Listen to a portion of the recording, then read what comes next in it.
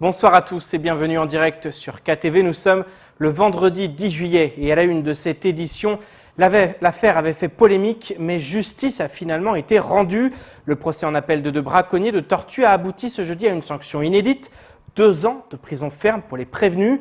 Relaxé pour vice de procédure en première instance, le parquet avait contesté cette décision en appel. Selon au tableau, les coupables n'ont pas pris la peine de se présenter devant la justice. Un mandat d'arrêt a néanmoins été délivré. Un message positif pour l'association Oulangana Nyamba qui lutte au quotidien pour protéger les tortues. Au montage, Leslie Jumelet. Durant la période de confinement, les plages de l'île ont été abandonnées aux braconniers qui se moquent éperdument des lois. En petite terre, les cadavres de tortues retrouvés se comptent par dizaines en seulement quelques mois. Bien évidemment, on fait du renseignement sur les plages, des constats de braconnage, beaucoup sur Petite Terre, on en a déjà parlé ici pour le suivi de la plage de Papani, où il y a vraiment beaucoup de cas braconnés. C'était 60 en 4 mois l'année dernière et sur la même période 40 cette année. Donc voilà, en l'espace de 8 mois, on a une centaine de tortues sur une plage.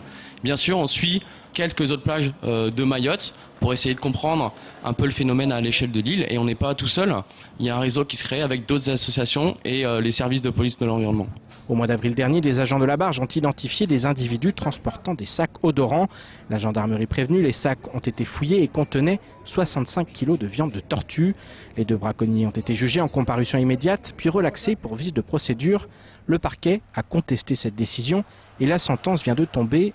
2 ans de prison ferme. Le verdict final, pour nous, il est recevable, c'est clair et net. Après, voilà, les 2 prévenus des braconniers sont, on va dire, toujours dans la nature, puisqu'ils n'étaient pas présents à l'audience hier. Donc, on va dire, c'est une victoire en demi-teinte, parce que voilà, l'histoire n'est pas totalement finie. Voilà. Après, tout le monde sait qu'on risque maintenant au moins 2 ans de prison pour des actes de braconnage. Ils l'ont reconnu à leur audition en garde à vue. C'était pas la première tortue braconnée.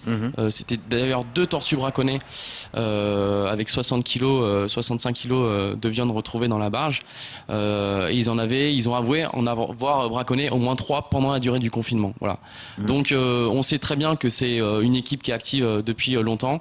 Je pense qu'on va observer une diminution des actes de braconnage sur Petite Terre. On l'espère. Si l'association Oulangana Nyamba y voit un message envoyé aux braconniers, elle continue son travail de sensibilisation afin notamment de convaincre que les tortues s'inscrivent pleinement dans le développement durable de l'île. On se tourne vers différents publics. L'idée, c'est de toucher une majorité de publics. Donc, c'est majoritairement des enfants, des scolaires. Les enfants, c'est l'avenir de Mayotte. Donc, c'est pour ça, tout à l'heure, je disais, c'est un travail à long terme. Si on veut que ce soit bien intégré, en fait, cette idée de protection des tortues. Alors, déjà, pourquoi on protège les tortues? Ce sont des espèces qui sont menacées au niveau mondial. Voilà, on les protège pas parce qu'elles sont jolies. On les protège parce que, alors je vais pas rentrer au niveau de la science, mais on appelle ça des espèces parapluies. En les protégeant, on protège tout l'écosystème. Et l'écosystème, à Mayotte, il profite à la population, aux pêcheurs, voilà, à tout le monde. Donc c'est pour ça que c'est important. Donc on sensibilise beaucoup dans les classes, le grand public également. On fait des sorties d'observation de pontes de tortues, notamment. Et pour aller un peu plus loin, on a un projet, vous l'avez peut-être déjà entendu, de centre de soins et de musée de la tortue. L'association vient également d'être retenue pour un projet intitulé Vidéo d'échange. Objectif, mettre en avant différentes perceptions d'enfants issus de cultures et de pays différents concernant des sujets comme l'environnement et les tortues marines. Et tout autre sujet maintenant, les policiers ont suivi de très près le remaniement ministériel et le changement de ministre de l'Intérieur. Christophe Castaner a passé la main à Gérald Darmanin. À Mayotte, les syndicats espèrent que le premier flic de France sera sensible aux revendications, notamment en ce qui concerne les besoins matériels et humains. En effet, cela fait des années que les moyens ne sont pas à la hauteur des promesses. Écoutons plutôt Ali Badrou lors de la matinale de Kwesi. Rupture, on n'espère pas. Mais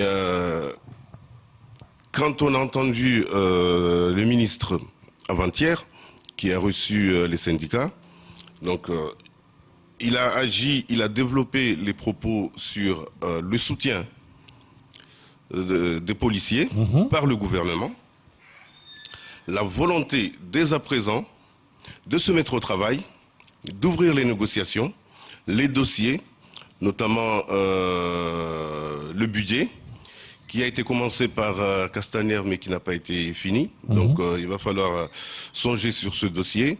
L'indexation des heures de nuit, les matériels, les moyens, bien sûr, on ne peut pas passer sans y penser. Donc les moyens matériels et les moyens humains. Santé dans votre 19h. Nous l'évoquons depuis plusieurs soirs. De plus en plus de Français négligent les mesures sanitaires. Pour certains, c'est comme si l'épidémie n'avait jamais existé. Bien que plus de 7000 personnes sont actuellement hospitalisées à cause du Covid-19, la peur a laissé place à l'insouciance. La crainte d'une seconde vague plane pourtant plus que jamais. À Mayotte, elle aurait des conséquences irréversibles, d'où l'importance de respecter les gestes barrières. Regardons plutôt ce sujet réalisé par nos confrères de TF1. C'est comme si l'épidémie n'avait jamais existé. Ce soir-là, en plein Paris, embrassade, contact rapproché, masque à la ceinture, c'est à la bonne franquette. Pourtant, près de 7300 personnes sont hospitalisées en France à cause du Covid. On commence à trouver des traitements. Voilà, c'est un mauvais moment à passer, mais je pense que si on sait réagir et comment nous soigner, non, j'ai plus peur. On nous a tellement dit que maintenant, voilà, c'était déconfiné, on retourne au travail, il se repasse beaucoup de choses que forcément, du coup, quand on revoit nos copains, on n'y pense plus, alors que pourtant, on y a pensé pendant 3 mois. D'ailleurs, pour certains, même le gouvernement ne montrerait pas l'exemple. Au début de la semaine, il y a eu un remaniement. Et en le regardant à la télé, on a vu des ministres se faire la bise sans masque, sans geste barrière. Un peu plus loin sur les quais de Seine, même insouciance générale. Sur toutes les personnes croisées, Naël est l'un des rares à porter le masque avec ses amis. Je respecte toujours ça, je mets au maximum le gel quand je rentre dans les magasins ou autre. Voilà. Moi, plus du tout. Au début, je le faisais, maintenant, je suis au boulot, du coup, ils le font pas, moi je le fais plus. Autre incohérence, ce bar. À l'extérieur, pas de distance de sécurité et des tables prises d'assaut. Mais à l'intérieur, c'est vide. Pourtant, les consignes sont respectées. Tout ce que les gens sont susceptibles de toucher ici, à l'intérieur, est nettoyé. À l'extérieur, on nettoie les tables, les bancs. Mais après, au niveau de la cohue qu'il y a, quand vous vous retrouvez avec 150, 200 personnes, on va dire que c'est un petit peu le savoir-vivre de chacun qui fait que les règles sont respectées. Plus tard dans la nuit, toujours pas de distanciation sociale. Alors qu'experts et médecins rappellent que l'épidémie est loin d'être terminée. Et place maintenant au reste de l'actualité locale avec notamment une sensibilisation pour les usagers du STM ou encore un 14 juillet en hommage aux héros du quotidien. Au montage, Leslie Vimenet. Le STM a décidé de sensibiliser ses usagers sur les bonnes pratiques à adopter. À compter de ce mercredi 15 juillet 2020 et en application stricte du règlement, les usagers empruntant les barges à bord de tout véhicule devront se présenter au plus tard 5 minutes avant l'heure de départ. Au-delà de cette limite, l'embarquement pourrait être refusé. Par ailleurs, tous les passagers des véhicules doivent descendre et passer par l'accès piéton pour comptage. Un véhicule ne doit accueillir que le conducteur, à l'exception des enfants non accompagnés. Il est interdit de rester dans les véhicules pendant la traversée. En outre, les 2 roues sont interdits, quai Balou et quai Colas. Pour des raisons de sécurité, compte tenu de la dangerosité des accès, le port du masque reste obligatoire en gare et à bord des navires pour tous les passagers de plus de 11 ans, ce jusqu'à nouvel ordre. Dans une lettre ouverte adressée ce 8 juillet aux élus de Mayotte, l'Union des métiers et des industries de Mayotte appelle à une réouverture totale des établissements de restauration. Mayotte est toujours classé département orange sur la carte nationale de propagation du virus. Les restaurateurs de l'île sont donc toujours limités à l'usage de la terrasse. Une situation qui pousse désormais l'UMI à lancer un cri d'alarme. Charles-Henri Mandala, son président, demande à l'ARS et à la préfecture de faire les démarches pour que Mayotte puisse repasser au vert ou au moins fournir une dérogation aux restaurateurs.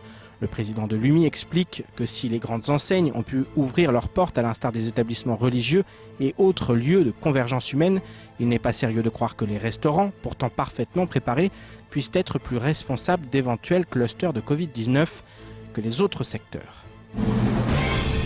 Ce mardi 14 juillet, jour de fête nationale, sera placé sous le signe de la sobriété à Mayotte. Pas de défilé, pas de rassemblement, pas de discours. compte tenu des mesures sanitaires, le préfet va uniquement organiser une cérémonie citoyenne en comité restreint à la Case Rocher. Au niveau national, il ne sera pas non plus question de défilés géants ou de feux d'artifice grandioses. À Paris, la cérémonie prendra corps sur la place de la Concorde et aura pour objectif de rendre hommage à ceux qui ont œuvré dans l'ombre depuis le début de cette pandémie. Elle durera 1h15 et seuls 2000 militaires défileront contre 4300 en 2019. Aucun véhicule motorisé ne sera présent. En revanche, 72 avions et hélicoptères survoleront la place de la Concorde, tandis que la patrouille de France effectuera plusieurs passages dans le ciel de la capitale. Le public sera limité à 5000 personnes installées dans des loges. Mayotte sera représentée à l'instar de tous les services militaires adaptés d'outre-mer. 7 volontaires du RSMA ont en effet été choisis pour l'occasion. A noter qu'Emmanuel Macron prendra la parole à l'issue de la cérémonie. Et on termine cette édition avec un mot de culture. Depuis le 6 juillet, l'association Hip Hop Evolution propose, comme chaque année, un programme d'activités pour occuper les jeunes de l'île durant les vacances d'été. Des activités qui vont bien entendu de la danse jusqu'à la lecture, l'écriture ou encore le travail des expressions. Un moyen d'occuper ces jeunes sur une île où les activités sont limitées, en particulier durant cette période. Un reportage signé Paul-Arthur Avit. Apprentissage de la danse avec la Hip Hop Academy pour les plus petits, camp vacances de danse pour les 12 à 17 ans, résidence d'artistes, tout autant d'activités pour occuper les jeunes durant ces vacances de manière ludique et sportive, tout en consolidant les bases linguistiques acquises à l'école, des activités qui dureront tout l'été. Sur cet été, nous avons prévu 5 accueils collectifs de mineurs, dont un qui a commencé depuis le 6 de ce mois. C'est sous des formats de 5 à 10 jours maximum. On accompagne des jeunes de 6 à 17 ans avec les autorisations de la direction de la jeunesse et sport, l'accompagnement de la CSSM. Donc du coup, on travaille avec eux sur des activités telles que la natation, les compétences de base, la culture. Voilà, on essaye de toucher un petit peu à tout et de compléter un petit peu le manque qu'il y a eu en milieu d'année par rapport au confinement. Un manque qui porte préjudice à la jeunesse mahoraise. Malgré la reprise des activités, les gestes barrières sont toujours d'actualité pour les petits qui dansent avec leur masque et se lavent les mains entre chaque activité. Là, par exemple, aujourd'hui, on termine un premier ACM. Il y aura une petite restitution qui va se faire en fin de journée avec les parents, toujours dans les gestes barrières, où on va leur montrer les travaux que les jeunes auront effectués durant toute la semaine. Ça peut être le projet Partir en livre qui a été effectué avec l'agence régionale du livre et de la lecture. Ça peut être les cours de danse, puisqu'on reste quand même essentiellement sur la danse. De quoi occuper les petites têtes mahoraises durant cet été qui s'annonce compliqué pour beaucoup. C'est ainsi que s'achève cette édition. Merci de nous rester fidèles sur Kwezi. Rendez-vous la semaine prochaine pour tout connaître de l'actualité locale. Excellent week-end sur Kwezi.